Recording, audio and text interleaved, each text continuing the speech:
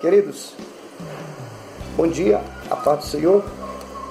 Nós estamos aqui novamente para trazer aos irmãos a palavra da parte de Deus.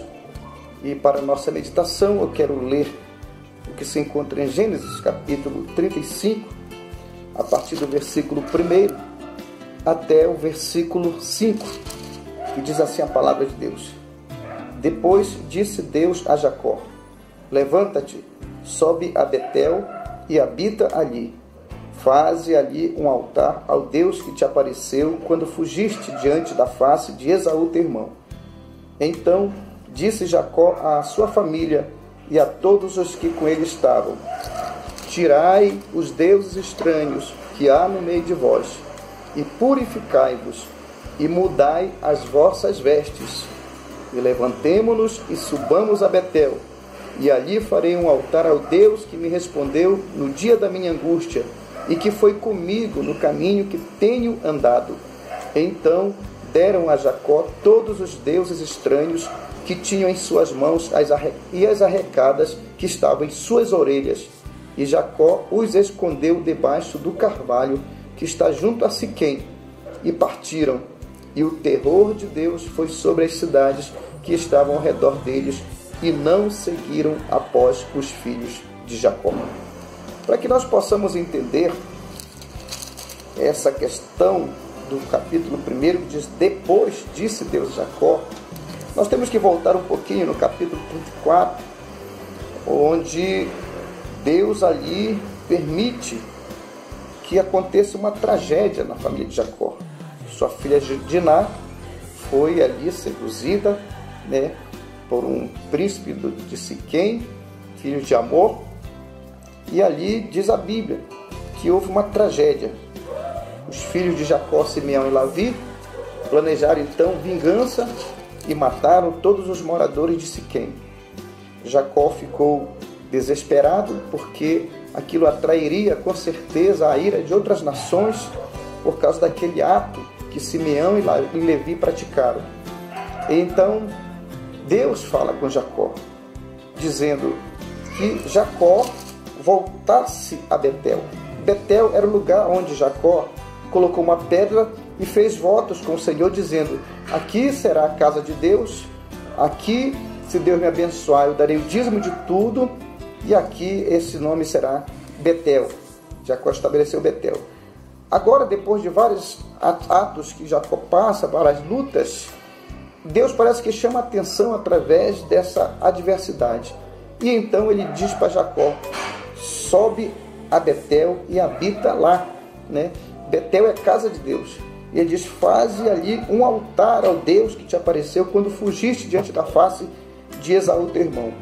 E Jacó entendeu então que Deus, quando ele ordena que Jacó volte a Betel, para a casa de Deus, ele deveria ir com uma nova vida, com nova comunhão, com um novo compromisso com Deus. Então Jacó, ele fala à sua família e a todos os seus empregados, seus servos que estavam com ele, dizendo: tirai os deuses estranhos que há no meio de vós. Então Deus coloca no coração de Jacó fazer uma renovação espiritual na vida dele e dos familiares dele. Consistia em remover tudo aquilo que estava trazendo atos ofensivos a Deus, remover do lar tudo quanto era ofensivo a Deus, comprometer-se uma vida em santidade pessoal com Deus, renovar seus votos com Deus, e com devoção e adoração verdadeira, e entrar uma comunhão com Deus, viver uma vida segundo a palavra de Deus, e ainda oferecer sacrifícios espirituais ao Senhor nosso Deus. Por causa dessa renovação que Jacó fez com Deus, essa nova aliança, ele falou para que os seus familiares também entrassem nesse propósito de mudar as atitudes. Ele disse assim: tirai os deuses estranhos que há no meio de vós, porque os deuses estranhos tiram a nossa comunhão com Deus. O que são os deuses estranhos hoje? São coisas que vêm atrapalhar o nosso tempo de devocional, o nosso tempo de oração, o nosso tempo de estar na casa de Deus, o nosso tempo de estar lendo a palavra de Deus, o nosso tempo de estar em comunhão com o Espírito Santo de Deus. São tantos deuses estranhos que tem hoje que atrapalham muitas das vezes o servo de Deus de ter esta comunhão, esta renovação espiritual. Jacó, pelas muitas lutas, pelas muitas batalhas, ele tinha esquecido Betel. Ele tinha esquecido de fazer esta aliança, que ele fez esta aliança com Deus. Ele tinha esquecido das promessas que ele prometera ao Senhor, de ali oferecer o seu sacrifício, oferecer o seu dízimo, como está escrito lá na Bíblia, oferecer a sua adoração. Ele tinha esquecido. Então Deus permitiu que viesse uma tragédia para a vida dele. Mas agora era a hora de renovar novamente espiritualmente. E Deus diz assim: tira os deuses estranhos, tira aquilo que está atrapalhando a comunhão com Deus. Um Deus estranho pode ser alguém, um namoro escandaloso, uma rede social, pode ser um trabalho, pode ser uma aspiração, que muitas das vezes a pessoa coloca mais o coração naquilo que ela quer do que colocar o coração no reino de Deus. Jesus falou: não andeis ansiosos por coisa alguma, mas buscai em primeiro lugar o reino dos céus e a sua justiça, e as demais coisas vos serão acrescentadas. Além disso, Jacó disse também: mudai as vossas vestes.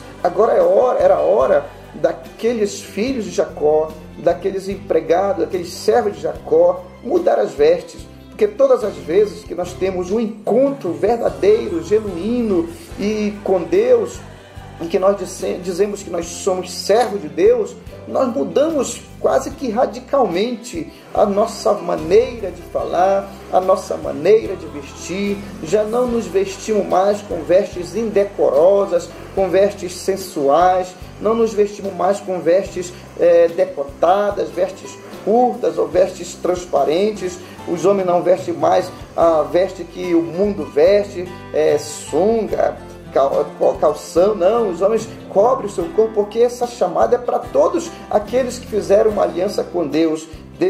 Jacó falou: mudai as vossas vestes, quer dizer, andar de maneira diferente, e não só vestes materiais, mas vestes espirituais, uma nova maneira de viver. Quando a Bíblia fala ali no livro do profeta Zacarias que Satanás estava ali à direita do sumo sacerdote Josué para acusar, mas Deus manda então ao anjo do Senhor que mude as vestes de Josué, o sumo sacerdote. Estas vestes eram espirituais, e ele ordena: coloque uma mitra sobre a sua cabeça. A mitra é uma coroa que estava escrito na frente uma lâmina dizendo santidade ao Senhor. Então as vestes espirituais é novamente novo pensamento, pensar nas coisas do alto, pensar o bem ao próximo, pensar em fazer o bem ao próximo e não ao mal, tirar a inveja do coração, tirar o ciúme, tirar a malícia e tantas coisas que sujam as vestes espirituais, o engano, a mentira.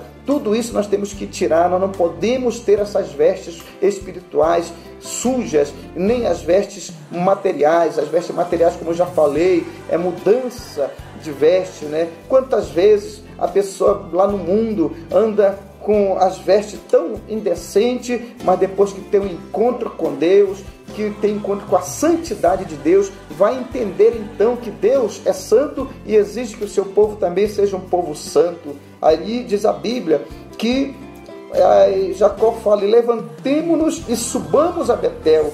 Jacó teve a preocupação de não só ele, mas levar a família dele também a Betel. Betel significa no hebraico casa de Deus, né? Então Jacó teve essa preocupação. Levantar quer dizer que ele estava caído, estava prostrado, mas agora com um novo ânimo, com uma nova esperança, com uma nova fé, diz: vamos nos levantar, vamos para a casa de Deus. E ali diz a Bíblia que ele fala: ali farei um altar. Altar simboliza ali adoração, oração, busca, jejum, para que o Deus Todo-Poderoso viesse dar livramento, porque as nações estavam ali, quem sabe, irritadas contra Jacó por causa daquela atitude de Simeão e Levi. Mas agora ele diz: não, vamos tirar os deuses estranhos, vamos mudar as nossas vestes, vamos mostrar que nós somos o povo de Deus, e o povo de Deus ele anda diferente, ele não anda como o povo do mundo, o povo de Deus se veste diferente, o povo de Deus ora, o povo de Deus tem altar com Deus. A Bíblia diz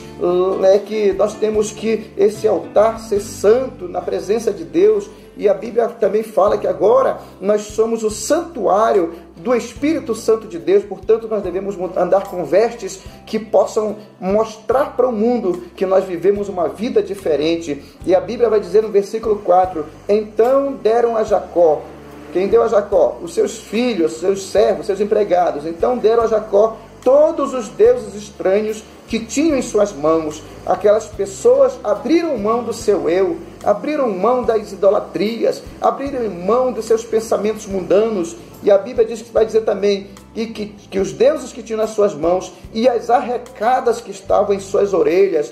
Arrecada é brinco, né? Argola que tinha nas orelhas, símbolo de escravidão. Quando no Antigo Testamento um escravo queria ficar como servo para sempre na casa do Senhor, ele dizia, não quero, mesmo que o seu Senhor tivesse dado liberdade, dizia, não, eu não quero, porque eu amo meu Senhor. Então aquele Senhor furava a orelha do escravo e colocava uma sovela, e aquele escravo ficava para sempre como escravo na casa do seu Senhor. Mas agora, aqui, eles estão tirando as arrecadas, os brincos das orelhas, e dizendo, nós não queremos mais ser escravos do mundo, nós não queremos mais ser escravos da vaidade, nós queremos agora servir ao Senhor. E a Bíblia vai dizer então que Jacó escondeu os deuses estranhos, escondeu as arrecadas, debaixo do carvalho que está junto a Siquém. Jacó sepultou todas aquelas coisas que identificavam aquele clã, aquela tribo, como uma tribo como as outras nações, sem diferença alguma. Mas agora Jacó diz assim, não, agora nós vamos tirar tudo isso e nós vamos andar como Deus quer que nós andemos. Sepultou os deuses estranhos, sepultou as arrecadas, as argolas, os pendentes, os cordões, e colocou ali num buraco para nunca mais usar, mostrando assim que Deus havia transformado o coração deles. Eles mudaram as vestes, mudaram a aparência, mudaram o coração, fizeram um altar, se comprometeram a orar a Deus, se comprometeram a servir a Deus, se comprometeram a obedecer a Deus. E o que aconteceu? O versículo 5 diz, e partiram, e o terror de Deus foi sobre as cidades que estavam ao redor deles, e não seguiram após os filhos de Jacó. Deus mandou então que o terror caísse sobre as nações, para que não viesse perseguir a família de Jacó por causa daquela tragédia, por causa daqueles homicídios, aquela matança que houve ali em Siquém. Deus mandou o terror. Mas o que foi que preciso que eles fizessem para que isso acontecesse? Foi preciso tirar os enfeites, tirar os cordões, tirar os brincos, tirar os deuses estranhos. Na primeira carta de Pedro, capítulo 3, versículo 3, diz assim, o enfeite delas não seja o exterior, no frisado dos cabelos, no uso de joias, de ouro, na compostura de vestes, mas o homem encoberto no coração, no incorruptível trajo de um espírito manso e quieto, que é precioso diante de Deus. A mudança tem que começar interior e exteriorizar, para refletir a glória de Deus, porque Deus, ele habita no meio de um povo santo. Primeira carta de Pedro, capítulo 1, versículos 14, 15, 16, diz assim, assim como aquele vos chamou é santo, sede vós também santos em toda a vossa maneira de viver, porquanto escrito está, sede santos, porque eu sou santo. Isso é Deus falando.